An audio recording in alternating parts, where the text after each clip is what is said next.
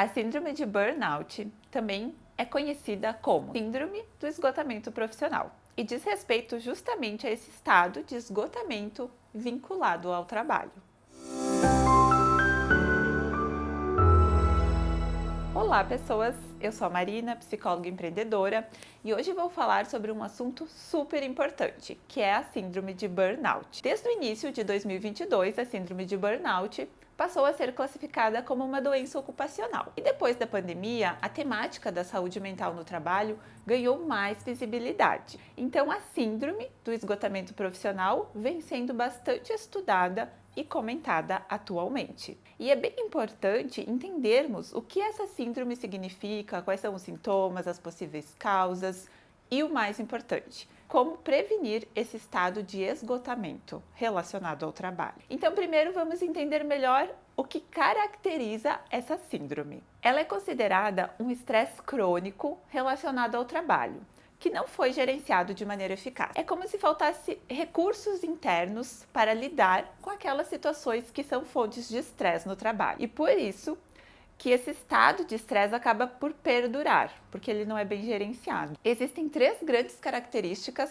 da síndrome do esgotamento profissional. A primeira é um sentimento de exaustão, tanto física quanto mental. A segunda é um distanciamento mental, um negativismo em relação àquela atividade que a gente precisa executar diariamente no trabalho. E a terceira é uma redução da eficácia e do desempenho profissional, que vai vir até como uma consequência, não tem como ser diferente. E isso leva a alguns sintomas, tanto físicos, emocionais e comportamentais. Eu vou dar aqui alguns exemplos. Um cansaço excessivo, uma alteração no sono, a questão da insônia, problemas digestivos, se sentir incompetente, incapaz, muitas vezes inseguro para realizar aquele trabalho. Um sentimento também de desesperança, é como se faltasse perspectiva, não consegue pensar ou planejar muito o futuro, entre outros sintomas. Agora vamos falar um pouquinho das possíveis causas do burnout, considerando que sempre serão múltiplos fatores, nunca é um único elemento que vai desenvolver essa síndrome, é sempre um conjunto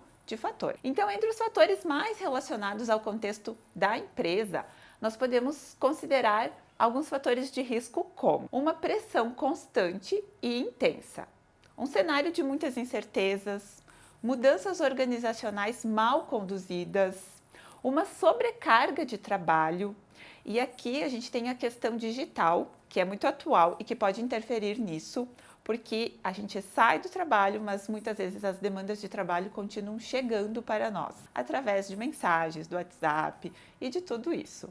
Então a gente precisa ter um cuidado nessa questão.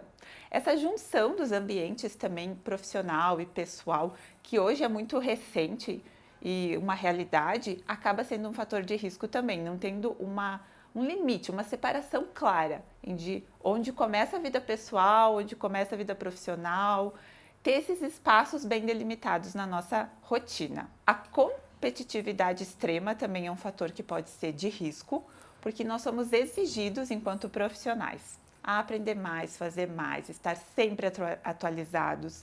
Então tudo tem que ser contínuo. A gente fala em melhoria contínua, aprendizagem contínua, tem que estar sempre atualizado. Então isso gera uma sobrecarga muitas vezes. E um ambiente de trabalho com muitos conflitos interpessoais também pode ser um fator de risco. E aí os fatores mais relacionados às características pessoais vão entrar traços individuais, coisas que, enquanto pessoa eu posso apresentar e que se caracteriza também como um fator de risco. E aqui entram algumas características pessoais, como ser uma pessoa muito controladora, extremamente perfeccionista, pessimista, com uma expectativa muito alta, uma visão muito idealista daquela atividade profissional, daquilo que faz no trabalho, são alguns fatores que podem também levar ao adoecimento quando não bem gerenciado. E por que nós devemos nos preocupar em reduzir esses fatores de risco? Porque como consequência, nós temos um profissional adoecido, com uma satisfação com o trabalho extremamente diminuída, um aumento dos indicadores negativos como o absenteísmo, a rotatividade, e aí os indicadores positivos acabam tendo uma queda, como a produtividade, a qualidade no trabalho, a performance.